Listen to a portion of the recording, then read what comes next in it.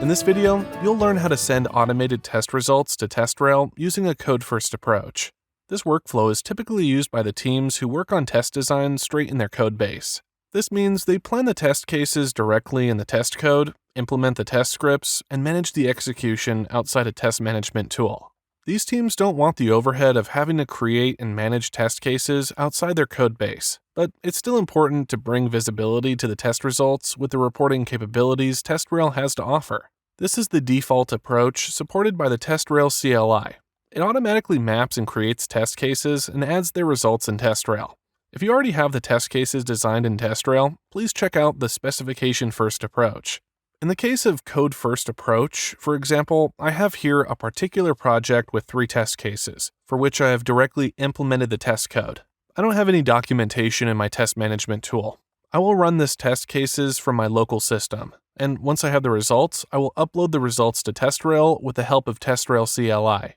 But before running the tests, let's have a quick look at the configurations needed in TestRail. First, make sure you have the API enabled in your instance. You can do this by accessing Administration, Site Settings, and clicking on the API tab. Then you need a project to upload the test results. In this case, I'm going to use the project called Code First Approach Examples, but you can always create a new one by going to Add Project and configuring your new project. The third thing that you need in TestRail is a custom field called Automation ID. This field will store the mapping between your automated tests code and the test cases in TestRail, and allow you to upload test results without duplicating test cases or having to write TestRail case IDs in your test automation code. You can quickly create a custom field by going to the administration area and then to customizations. Under case fields, just click on Add Field. Under Label, you can give any name you want, but I suggest you follow the same configuration here. The system name should be automation_ID and select the text type here. The system name and the type cannot be changed later. Then click on Add Projects and Options to select the projects you want this field active. For example, the project where I want to use this field is Code First Approach Examples. That one is already checked, but you can check new projects like this one.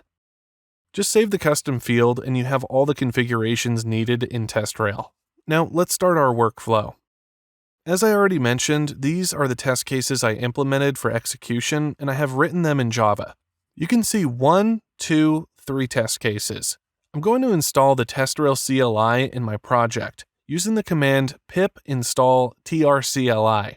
This command will only work if you have Python already installed on your system. This is a prerequisite. Once the TestRail CLI is installed, the next step is to execute these test cases. So, as these are Java tests, I'm going to use the command mvn clean compile test. You can see that everything is locally done, but you can use any CI/CD tool to execute your tests. I already have the results. 3 test cases were executed. Out of them, 1 has failed. After the execution, you'll find an XML report in the target folder. This file contains all the results from the execution. The TestRail CLI can upload results to TestRail from any JUnit style XML file. For this, I'm going to use the command trcli -y-c, providing the path to the config file, and then parse JUnit-f, and provide the XML report created from the test execution.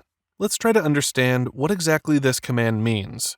The first option is -y, which skips the prompts to automatically create new tests in TestRail. This is useful when running the TestRail CLI through your CI tools. The -c is saying where exactly my configuration file is. So let's check the trcli config.yaml file. Here you will add the host, which is the TestRail instance you want to use.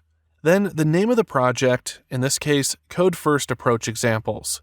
You will also need to provide the credentials to authenticate in TestRail, so the name of the user and the password. And finally, the title of your test run.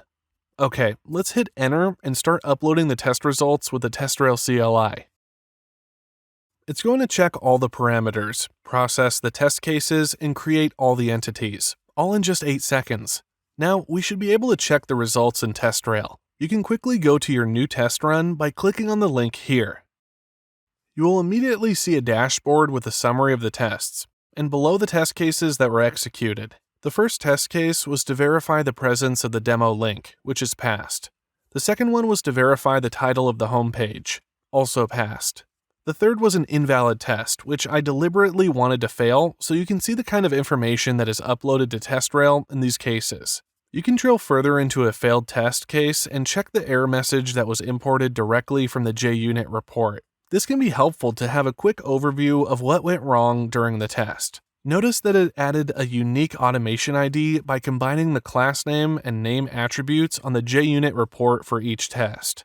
This automation ID is used to map the tests on your automation codebase to the test cases on TestRail. This means that each time you run the TestRail CLI, it first attempts to match an existing test case on TestRail and only creates a new one in case there is no test case with that automation ID. If you change the test name or location in your automation suite later, that will create a new test case in TestRail, unless you also update the automation ID field for the test case in TestRail.